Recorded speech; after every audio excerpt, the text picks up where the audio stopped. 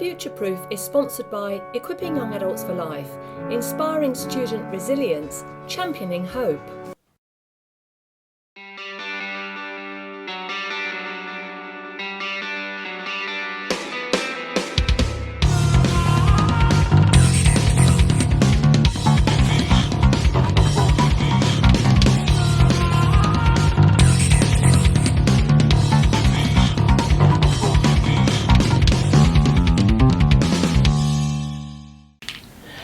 Hello and welcome back from the break. Thank you for staying with me, Sarah Hopwood, as I continue these future-proof programmes. And I have Andrew Wright with me in the studio, and he's just been so inspiring. He is so knowledgeable, and it makes me think of brain gymnastics and all those things. Just wonderful, wonderful stuff. But going into the break, you were talking about the 12 rocks of well-being, and I was asking you about a list, and I was trying to think what it was, but I think there was a list associated with either rock 11 or 12. I can't remember what it was. It's reading, 12. Yeah, reading. Can you say them again slowly? So, yes, of course. Reading, learning, creating and playing. Okay. When you say reading, is that literally reading? What about those who can't? Is it just as good to listen to a tape if you don't feel you're not very good at reading a tape?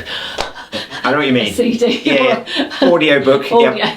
Podcast. Yeah. Yeah, no, absolutely. It's pretty much as good because there's so the thing about those processes, reading, involves lots of circuits lining up across the brain. It's a whole brain workout. Fiction's particularly good because it works out your empathy circuits as well, and you get to experience other people's experiences, and that's powerful for a brain as well. We've mentioned empathy a couple of times. Just before I move on, empathy, if we had to put it into a sentence, is basically seeing what it's like from someone else's shoes kind of stuff. Could you say a little bit more about? I think you could probably say more about empathy. Yeah, I mean, there's an issue I think with lots of us around. We don't like to see people upset. We don't like negative emotions, and that's understandable because they're caused by pain, and we don't like to see people in pain. But actually, pain is part of life, and emotions are a healthy response to that pain.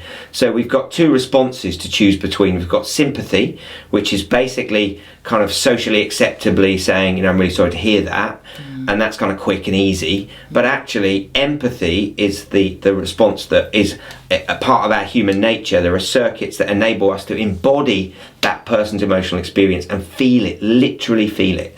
And that is our superpower, to connect with people, and actually empathy connecting with ourselves as well.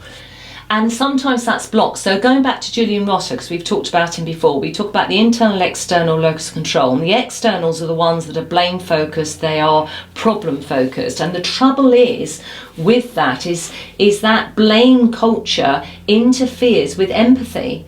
Because they're so busy in defence and what have you, they don't understand. They don't even want to know what's going on in your life because they are too busy blaming and defending. And does that fit with cognitive distortion? Yeah, no, so exactly. Blame is a cognitive distortion. Blame is a response of the emotional brain, which is basically trying to move away from whatever that issue that's caused pain and hang it on somebody else. But we know from the research what blame is just anger and emotional pain being blurted out, basically. It's nothing to do with processing and solutions. It's everything to do with just getting rid of that pain.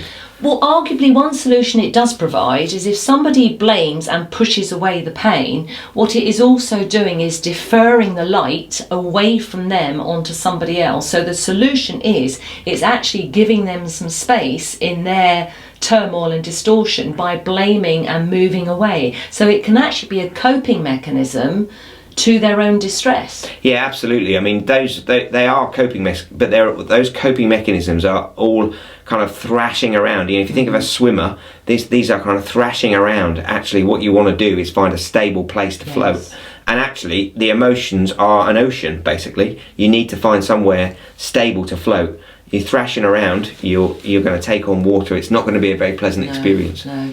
So talking about not very pleasant experience, are there two brains? Is there does the vagus nerve, is that tied up with the second brain, which is in the intestine, or are you just one of these? Just there is only one brain? And no, I mean the nervous system runs across the body. There's a lot of connections down in the stomach, absolutely, and there's lots of information passing from our stomach and our intestines to our brain the entire time. The issues of IBS and issues of people having difficulties with digestion and all the sort of problems that people have.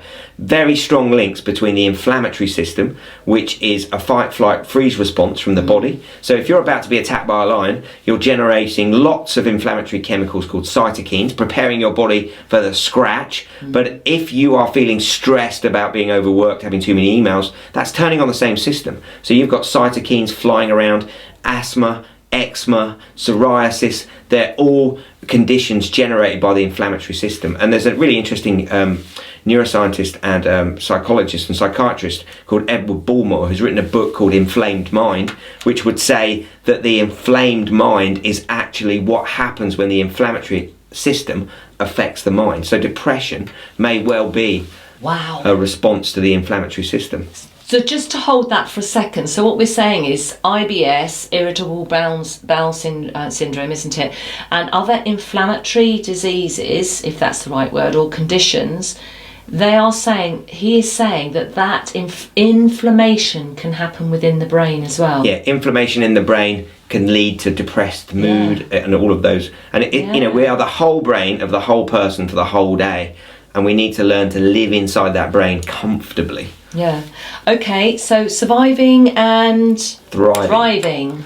Yeah, so basically there are 2 steps to being a Neuro-Ninja. Step 1 is to survive in a human brain comfortably. That doesn't mean it's going to be pleasant, all of the time. Hopefully it should be pleasant some of the time. But living in a human brain, spotting problems, tagging those with negative emotions, experiencing cognitive distortions, there is a negative bias to our brain because that kept our ancestors alive. So it's really important to be aware that your brain is going to chatter away about potential problems, and be aware that actually that is trying to protect you. You don't have to agree with everything it gives out in terms of output. You do not have to agree with everything your brain does. Exactly. It confabulates, it makes stuff up. The best example I can give of that is the hangry experience you have with a child who's come home from school, who's really grumpy and shouty at you. You say, no, you're just hungry. You give them a biscuit, they calm down, they're fine. They still deny it was anything to do with the fact they were hungry, but it's just hunger. And the brain isn't good at working out the sources of its discontent. Fascinating study in America. Judges before lunch and after lunch let less people out on parole before lunch than after. Why? Because the judges were hungry. Yes, I have seen that before. And wasn't there an experiment too around words? Was it fuff and puff or something, where you were talking about... Oh, okay, so the McGurk illusion with bar and far. So basically, you can find this. If you Google McGurk illusion on YouTube, you'll find a brilliant BBC clip. A psychologist speaking to camera saying bar, bar, bar. You hear bar.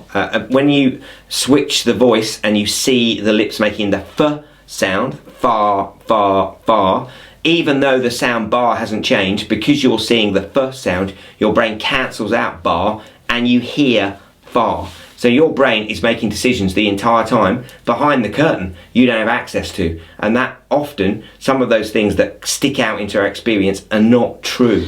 But the other thing too is that shows that our brains fill in the gap, but we only put in the f sound to hearing it because we associate the f sound with what we're seeing the lips doing. Yeah. What it is saying in the bigger picture though is we will fill in the gaps to something that we see, so that whatever we see fits with our internal ordnance survey map. Yeah. So on a different experiment, we could all fill in the gap with different outcomes. That's a beautiful example. You've summed that up really well. So basically the brain uses models to how to manage the world, and everyone's models of the world are slightly different because everyone's experiences of the world have been different. And those models aren't just physical models, they're psychological models about how we operate and what drives us and why we are the way we are and what we're like and all those sorts of things. But they're just models that are changeable.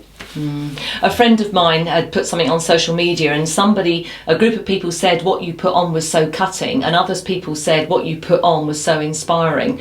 And there is this, and I do believe this, that we see things as we are, we don't see things as they are. Exactly. The ones who think it's cutting thinks that's a cutting statement. The ones who don't think it's cutting, and they think that's so inspirational, I can learn so much from that now, and it will help me understand how my own internal mapping is actually giving me experiences that I don't want. And you can see that live. Do you remember the whole kerfuffle about the blue and the white dress, where in fact different people saw the dress of a different colour? It was over social media, and that's exactly the issue. The brain has got a set of models. Everyone's models are different. And that's based on experiences. And we also, as we become adults, the bit I would say very strongly to adults is we get to choose the models we run. So which model do you want to run? Do you want to run the one that constrains you and holds you back and tells you stories about yourself that aren't true? Or do you want to build a better model? Love it. Fantastic question, and also returns back to Julia Rotter because it's in that choice box that we make decisions, and we are experiencing what we experience because of the choices that we are making. And I think the final thing, and I think the big thing, is the brain is not telling us everything that's true. Sometimes it is lying to us, and we have to be clever. Andrew, thank you so much. You've been an inspiration. Thanks for having me. It's been great. Thank you. Absolutely fantastic. And I'll see you again soon. Thank you very much indeed. Real inspiration. Have a good day. Take care.